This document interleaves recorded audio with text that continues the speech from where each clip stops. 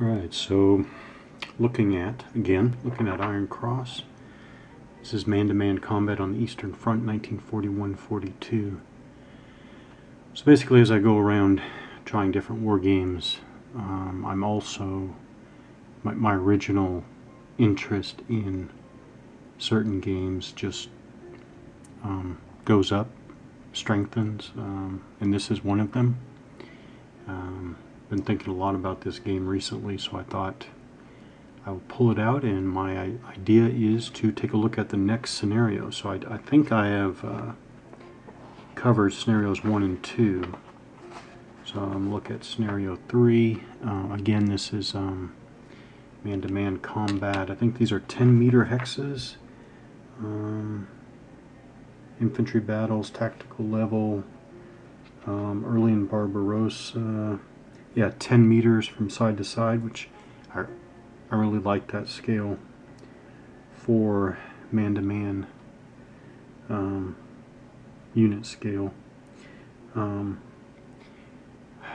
What I mean by that, I mean, yes, you could do 5 meters for man-to-man. Obviously, you could do 2 meters for man-to-man. But the reason why I like 10 meters hexes is that you can get, you can still get some good ranges. Realistically speaking, engagement ranges. You're not going to get that with 5 meters or less per hex. And each turn represents about 2 minutes of real time.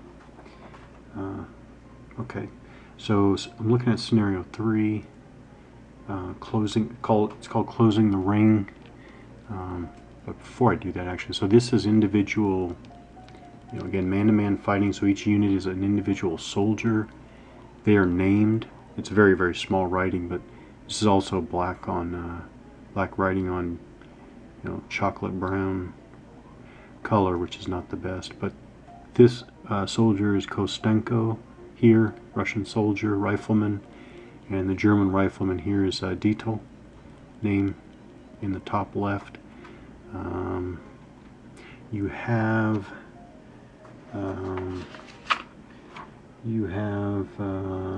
the initial range is 8 here, which again is nice because for me, because for a rifleman, I can. It makes a lot of sense to me that the initial range is 8 hexes, so that's 80 meters. That is, yeah, that's just cognitively understandable, or acceptable, cognitively acceptable. Now, initial range means that, I'm trying to remember,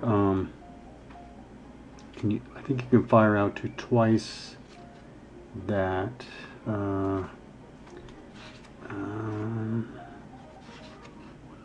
where is range covered? Range attenuation.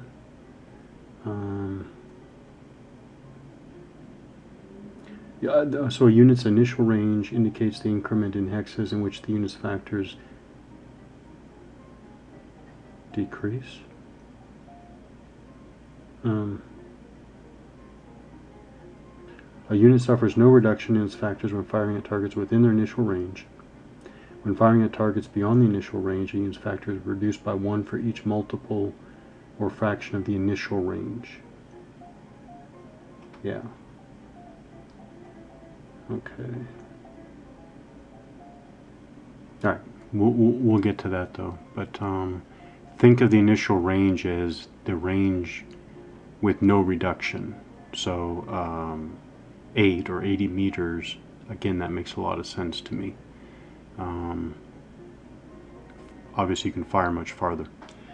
Otherwise, so B is the squad. That's important. Squad designation and affiliation is important. R means that this is a rifleman. You have all different sorts of weapons: medium machine guns, heavy machine guns, flamethrowers, machine pistols, etc. And then finally the 3 numbers along the bottom. Left is AP factor, anti-personnel factor. its combat value basically. In the middle is its assault rating. So 2 in this case, and then 8 is the performance rating, not the movement allowance, but the performance rating, which is very important. I mean, actually, I'll say the entire game design revolves around performance rating. Okay, but that was just a little teaser. If you're not familiar with the game, again, I'm coming back to this because I think it's so good. It's not that it's hard. There's just, so I'll say 2 things. There's always so much going on, which is fascinating, which is why it really pulls me in. But the second thing is that it uses a lot of mechanics that I don't think are very very well known or used that often, if at all. It has a lot of unusual mechanics, I think. That's my impression anyways. Alright, back to the scenario, closing the ring, because that's where I'm starting, right?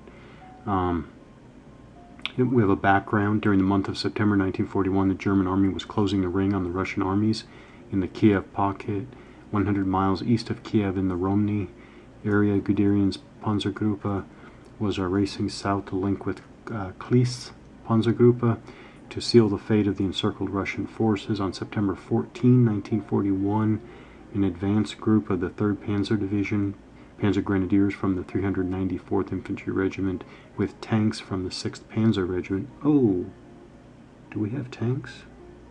Yes, we do have tanks. All right.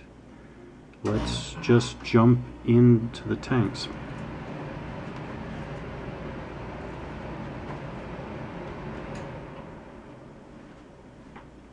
Alright, let's just jump into tanks. Wasn't planning on that, didn't realize that, but we'll do it. So they smashed against the Russian defenders at Lokvista, thus closing one of the last Russian escape routes to the east. Later that day, the advance group would link up with the 16th Panzer Division from the south. So the map, I think they're not labeled, but anyways, what you get is a standard map sheet.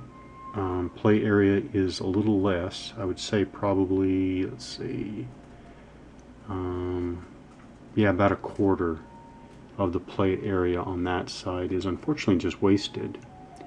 I mean, you do have a scatter diagram, but frankly that could have been superimposed on the play area, and then you have a sighting chart, which frankly the sighting chart could have been put on a separate sheet or on the back of the rule book or something. So pretty much inexplicable why the 1/4, yeah, alright, a little less than 1/4. A little less than 1/4 of the map area on that side is just nothing.